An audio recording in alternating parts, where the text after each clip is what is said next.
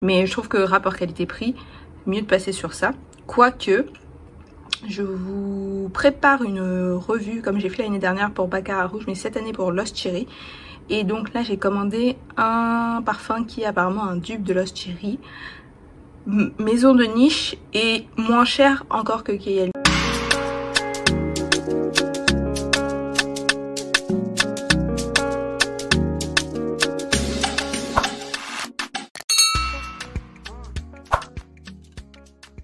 Hello, bienvenue dans un nouveau vlog parfum. C'est le premier de cette année, ça fait longtemps que j'en ai pas fait.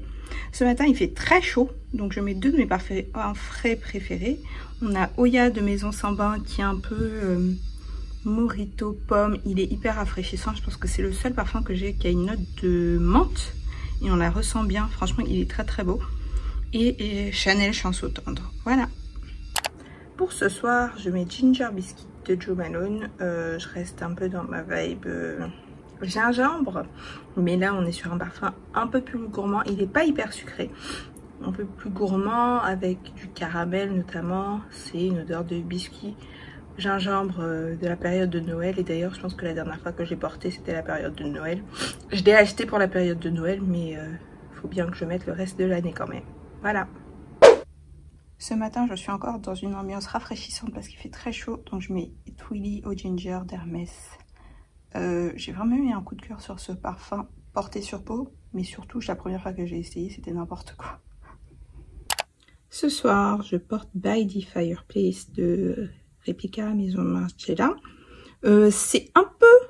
Non, oui et non. C'est un peu la même ambiance que ce que j'ai porté hier. Donc le Ginger Biscuit de Jo Malone. Je trouve qu'ils sont un peu dans la même famille, mais c'est juste que l'autre est plus épicé avec le gingembre et celui-là est plus boisé. Mais les deux sont magnifiques. Et celui-là, il a une tenue de dingue. Ce matin, je mets un layering qui m'a vraiment fait apprécier Eden Sparkling Litchi. Je l'ai mis avec la brume Champagne Toast de Bath & Body Works qui a des notes de champagne, baie rouge et tangerine. Très sympa, parfait pour le printemps. D'ailleurs je vais vous faire un t-shirt sur mes brumes préférées pour le printemps, comme ça on sera dans l'ambiance printanière à petit prix. Ce soir je porte Fève délicieuse de Dior parce que ça fait longtemps que je l'ai pas porté et que j'ai regardé une vidéo il y a quelques heures qui le mentionnait, donc pourquoi pas. Ce matin pour aller au sport, c'est Irrésistible eau de toilette de Givenchy dont j'essaie de me débarrasser pour pouvoir m'acheter l'eau de toilette fraîche comme vous savez. Ce soir je porte Love Fest Burning Cherry de Kayali. Je sais pas pourquoi ça focus pas, désolée. Et donc pour moi c'est toujours dans la même veine que Lost Cherry. J'ai l'impression que de faire une cerise qui diffère vraiment de Lost Cherry. Pas que c'est difficile, mais apparemment c'est parce que les parfumeurs veulent faire, parce que ça pour moi c'est très similaire à Lost Cherry. À savoir que j'ai senti celui-là avant de sentir Lost Cherry, et que quand j'ai sorti Lost Cherry, bah, immédiatement j'ai pensé à ça. Mais je trouve que rapport qualité-prix, mieux de passer sur ça. Quoique, je vous prépare une revue comme j'ai fait l'année dernière pour Baccarat Rouge, mais cette année pour Lost Cherry. Et donc là j'ai commandé un parfum qui est apparemment un dupe de Lost Cherry. Maison de niche et moins cher encore que Kayali. Je crois que j'ai payé 75 € pour 100 ml. Donc ça va venir très bientôt. Et c'est pas Zara. Pour la journée aujourd'hui, je mets The Wedding Silk Santal. Donc un parfum que tout le monde aime vraiment beaucoup et qui était sold out. Mais si vous me suivez, vous savez qu'il est disponible sur le site européen. Donc c'est là-bas que j'ai acheté au mois de novembre, il me semble. Donc c'est une vanille un peu fruitée. Et moi je trouve qu'il ressemble beaucoup à Burberry Goddess au niveau du dry down. À l'ouverture il est très fruité, mais une fois qu'il est sec, c'est vrai qu'il a beaucoup de similitudes avec Burberry Goddess, mais différents. C'est pas des dupes, ils sont juste dans la même famille. Pour ce soir je mets Arimal Sultan de Ardel Zafaran, il me semble. Un parfum qui pour moi c'est la délicatesse. Il est vraiment délicat ce parfum. Il est musqué, légèrement sucré, un peu fruité. Il y a une note de chocolat. Il est tellement plaisant pour dormir. Je trouve qu'il est très sous-coté, j'en entends pas beaucoup parler. Par contre, j'entends beaucoup parler de Harim Al Sultan, un autre parfum, j'ai oublié le nom de la marque. Si je me souviens, je vous mettrai la photo. Il est hyper hypé sur les réseaux sociaux, notamment au début, c'était la forme d'huile. Mais maintenant, ils ont sorti un vrai parfum. Je sais pas ce que ça donne, apparemment il faut faire aussi très attention parce qu'il y a beaucoup de fake qui circulent.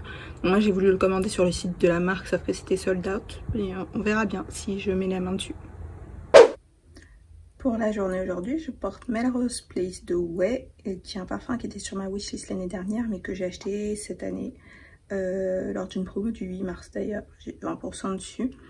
Et je dirais que c'est pas forcément mon genre de parfum, mais je vais le porter parce que je pense que je peux l'aimer, je peux l'apprivoiser. C'est un parfum fleuri, dominante rose, assez frais. Je pense que si vous aimez genre Chanel, Chance, Eau Tendre, vous allez l'aimer. Je pense qu'il est très similaire aussi à un parfum de chez Chloé. Le Chloé avec le nœud est très similaire. C'est aquatique, c'est frais, c'est fleuri.